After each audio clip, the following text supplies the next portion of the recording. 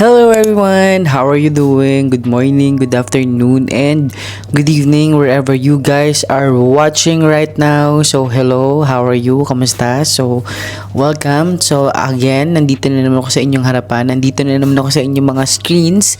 And ngayon, meron naman tayong sinasabi.